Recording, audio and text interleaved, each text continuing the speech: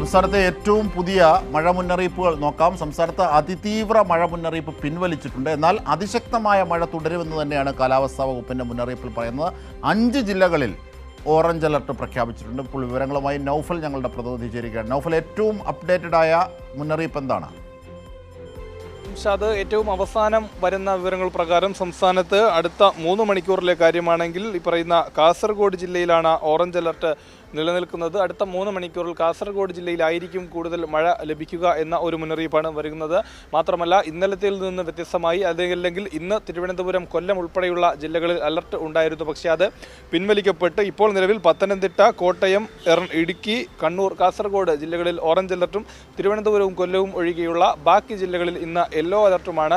ഇന്ന് മഴയ്ക്ക് അല്പം കുറവുണ്ട് എന്ന് നിലവിൽ പറയുമ്പോഴും പക്ഷേ നാളെയും മറ്റന്നാളും അതിശക്തമായ മഴ തന്നെയായിരിക്കും ഉണ്ടാകും.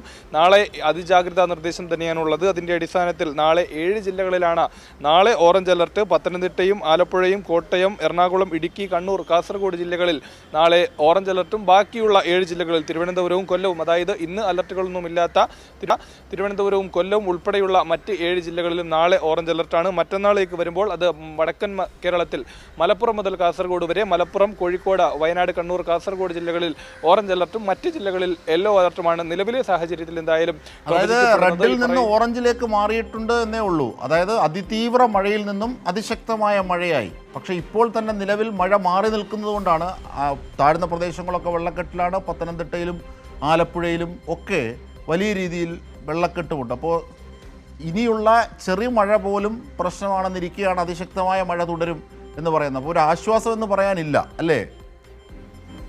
ആജിംഷാദ്, അതുതന്നെയാണ്. അതായത് ചെറിയ ഒരു നിർദ്ദേശങ്ങൾ പോലും ജാഗ്രതയോടുകൂടി തന്നെ കാണണം എന്ന ഒരു നിർദ്ദേശം കൂടിയാണ് നൽകുന്നത്. അതായത് ദുരിതാശ്വാസ ക്യാമ്പുകളിലേക്ക് മാറാൻ ആളുകൾ പ്രയാസം പറയുന്ന ഒരു സാഹചര്യം കൂടിയാണ്. അത് വകവയ്ക്കാതെ എത്രയും പെട്ടെന്ന് അവിടെ നിന്ന് വേണ്ട മുൻകരുതലുകൾ സ്വീകരിച്ചുകൊണ്ട് മാറണം എന്ന ഒരു നിർദ്ദേശമാണ്. അതിൻ്റെ അടിസ്ഥാനത്തിലാണ് നാളെ 7 ജില്ലകളിൽ യെല്ലോ അലർട്ട്, ഓറഞ്ച് അലർട്ടും മറ്റ് 7 ജില്ലകളിൽ യെല്ലോ അലർട്ടും മറ്റൊന്ന് നേരത്തെ പറഞ്ഞതുപോലെ വടക്കൻ കേരളത്തിലെ 5 ജില്ലകളിൽ ഓറഞ്ച് അലർട്ടും പ്രഖ്യാപിച്ചിരിക്കുന്നത്. അതായത് ഇന്ന് മഴയ്ക്ക് അല്പം ശമനം ഉണ്ടാകുമെങ്കിലും നാളത്തെയും മറ്റന്നാളത്തെയും കാര്യത്തിൽ അതിശക്തമായ മഴ നിലനിൽക്കും എന്ന ഒരു മുന്നറിയിപ്പ് തന്നെയാണ് നൽകുന്നത്. എന്തായാലും പത്തനംതിട്ടയിൽ അടക്കം ആശ്വാസകരമായ കാര്യം, വെള്ളമൊക്കെ ഏറെക്കുറെ ഏതാണ്ടൊക്കെ ഇറങ്ങി തുടങ്ങിയിട്ടുണ്ട് എന്നുള്ളത് തന്നെയാണ്. പത്തനംതിട്ടയിലും മധ്യ കേരളത്തിലും ഈ വെള്ളക്കെട്ടുണ്ടായ പ്രദേശങ്ങളിൽ, പ്രത്യേകിച്ച് MC റോഡിലും തിരുവല്ലയിലടക്കമുള്ള പ്രദേശങ്ങളിൽ വെള്ളം ഇറങ്ങി തുടങ്ങിയിട്ടുണ്ട് എന്ന ഒരു ആശ്വാസകരമായ കാര്യം ഇന്ന് നിലനിൽക്കുന്നുണ്ട്. എങ്കിലും നാളത്തെയും മറ്റന്നാളത്തെയും കാര്യം ജാഗ്രതാ നിർദ്ദേശം അതുപോലെ തന്നെ തുടരുകയാണ്. മാത്രമല്ല, ഈ കാറ്റിൻ്റെ ഒരു പ്രതിസന്ധി ഇപ്പോഴും നിലനിൽക്കുന്നുണ്ട്. 40 കിലോമീറ്റർ വരെ മണിക്കൂറിൽ വേഗത്തിൽ വീറ്റുന്ന ഒരു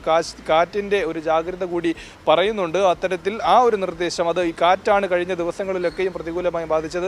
പ്രത്യേകിച്ച് ഇന്ന് തിരുവനന്തപുരത്ത് തന്നെ വിഴിഞ്ഞത്തും മുതലപ്പുഴയിലും കാണാതായ 2 മത്സ്യത്തൊഴിലാളികളെയും കാണാതായിട്ട് ഇന്ന് 6ാം ദിവസത്തിലേക്ക് കടക്കുകയാണ്. വലിയ പ്രതിഷേധം ആ കുടുംബങ്ങളുടെ ഭാഗത്ത് നിന്നുണ്ട്. അതിലൊക്കെയും ഈ പറയുന്നത് കാറ്റ് ഒരു പ്രതികൂലമായ കാലാവസ്ഥയായി നിൽക്കുന്നു എന്ന ഒരു ന്യായീകരണമൊക്കെയാണ് പറയുന്നത്. അത്തരത്തിൽ ഇപ്പോൾ ഇന്നും കാറ്റിൻ്റെ ജാഗ്രതാ നിർദ്ദേശം 40 കിലോമീറ്റർ വേഗതയിൽ മണിക്കൂറിൽ ഉണ്ടാകും എന്ന ഒരു മുന്നറിയിപ്പ് കൂടിയാണ്. നാളെയും മറ്റന്നാളും പ്രധാനപ്പെട്ട 2 ദിവസങ്ങൾ തന്നെയാണ്. ജാഗ്രതയും അതുപോലെ തന്നെയാണ്. നാളെ 7 ജില്ലകളിലും മറ്റന്നാൾ 5 ജില്ലകളിലും നിലവിൽ എന്തായാലും ഓറഞ്ച് അലർട്ട് പ്രഖ്യാപിച്ചിട്ടുണ്ട്. അജിംഷാദ്.